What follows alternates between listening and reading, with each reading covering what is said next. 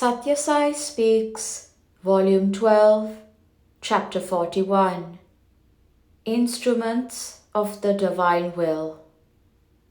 I am happy to meet you and talk to you on this occasion, the very first gathering of the members of the Council of Management of all the state trusts and of the Education and Publication Foundation. The aims and objectives of the trusts are themselves your guides. They can certainly inspire you in your dedicated task. They can help canalize your skills and devotion into activities that can help your spiritual realization, as well as the welfare and prosperity of your countrymen of all creeds and conditions. I am aware of this. But since we are working within the framework of the legal and administrative system, we have to pay attention also to strict accounting and sincere adherence to the requirements of law. There are many trusts operating in this country and in others beyond the seas. I wish to emphasize that the Sathya Sai trusts have to shine forth among them all by their special characteristics.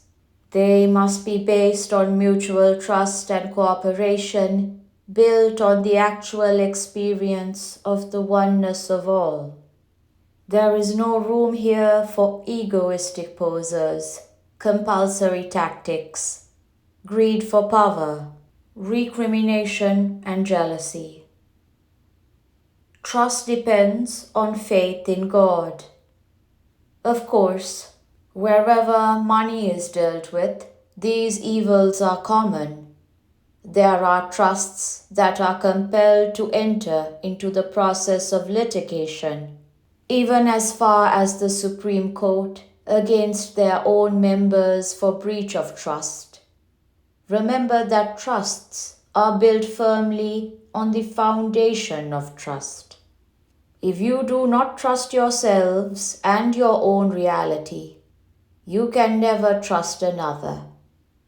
Ultimately, trust depends on faith in God, as expressed in your own actions and in the actions of others.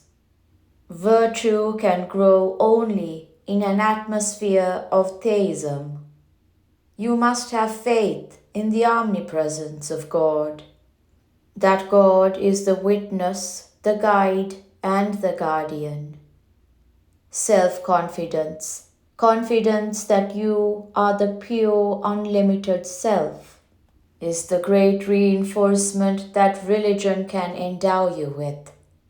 When you establish this in your hearts, you can be entrusted with any type of responsibility and any type of work.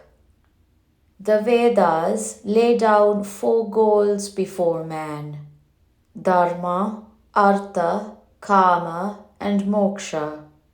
But they have to be pursued in pairs. Dharma and Artha, virtue and wealth, together, and Kama and Moksha, desire and liberation, together. That is to say, wealth has to be earned through righteousness, and desire has to be for liberation.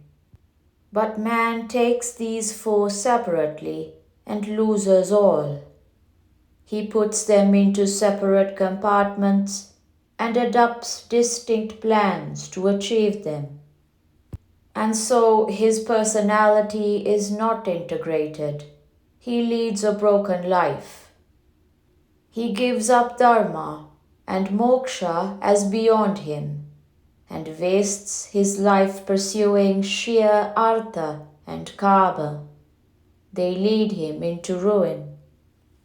You have to practice righteousness in the management of wealth, especially when the wealth is to be used for human uplift and human betterment, as here. Udyogam Purusha Lakshanam, it is said. Udyoga means as it is commonly understood, employment in some job, something that is worth doing. But it actually refers to higher, and yoga, spiritual discipline. That is, a practice or a sadhana that has taken on the form of a job. All jobs which you take up are udyogas, higher disciplines, which mark out the man, Purusha Lakshanam. When artha is sought through dharma, the Purushartha deserves the name Parama Purushartha, for it is Parama, or oriented towards the Para, the higher eternal values. You have to struggle to ensure spiritual progress. This is a chance for service for which you must feel extremely delighted. For here you can transmute your devotion and faith into positive acts of service for the benefit of your brothers and sisters. And since I am with you in all that you do, you have no worry about the success of the undertakings. You must only be instruments. You need not devise devious ways or roundabout tactics. Doing your duties as members, you have the need to preserve and develop trust in Sai too. This is Sai work which you are invited to enjoy. This is elevating work that brings you nearer to the heart of the divine. When Narayana hastened to save the elephant from the jaws of the crocodile, the Bhagavata says he did not take with him the weapons, wheel, or even the lotus or the conch. He went empty-handed, as far as the eye could discern. Just as the conscious hand needs the pickaxe to break the hard ground, the divine consciousness needs Prakriti, the objective world, or objective instrument, to carry out his divine plan. You have the chance to contribute to the happiness and beatitude of thousands. In order to carry out this duty, you have yourselves to lead exemplary lives. Your Nitya Jivita, daily living, must be transformed into live prayers and live sadhana. How much struggle are you now going through for ensuring physical comfort? You have to struggle much more for ensuring mental peace and spiritual progress, for Sathya Jivita, life in truth. Calculate within yourselves the benefit that would accrue to you from this sadhana into which you are initiated now, and prepare for shouldering the task assigned to you, to be instruments dedicated for advancing the mission on which the divine has come. Brindavan, June 20th, 1974. Control gives power, regulation gives greater strength, discipline reveals divinity. People pine for happiness, but can one gain it by allowing a free rein to the senses?